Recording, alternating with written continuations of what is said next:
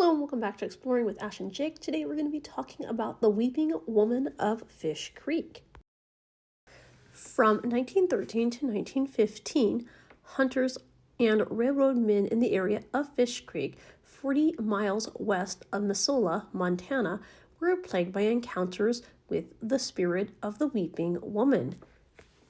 The first reported sighting was from a railroad crew. They stated in August of 1913, while on a train passing by Fish Creek area, they saw a radiant maiden strolling majestically over the foothills in tearful meditation. Quite the description, eh? As they watched, she simply melted away right before their eyes. They said they all just stood there wondering if they had been seeing things. A month later, these same men decided to go hunting in the same area. As they sat around the campfire, reminiscing of the days gone by, they said they suddenly saw a melancholy maiden walking slowly through the trees about 100 yards from their camp. They called out to her, but she completely ignored them and kept walking on her path. It took a couple of years, but by 1915, word of the Weeping Woman in the haunted cabin near Rivulet, Montana started making its way around. Things started to get weird. As all three men made their way to the cabin, they noted there were no tracks in the snow.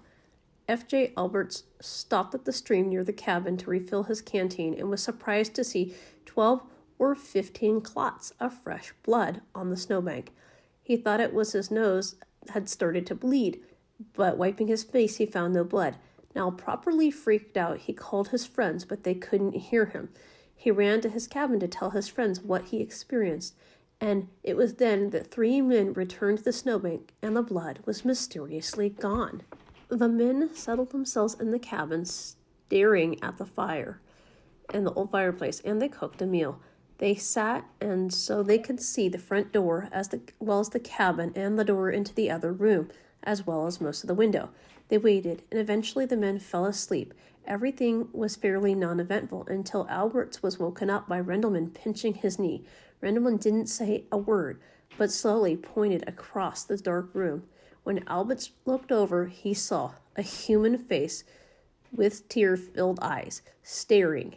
If the face had a body, I did not get it.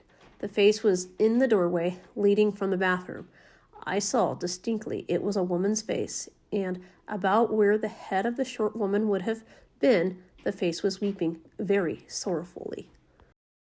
If you made it to the end of this story, I hope everyone's having a great November. Stay weird, keep exploring, and we will see you in our next video. Don't forget to hit that like and subscription button. Also, check out our Facebook page, Exploring with Ash and Jake YouTube on Facebook.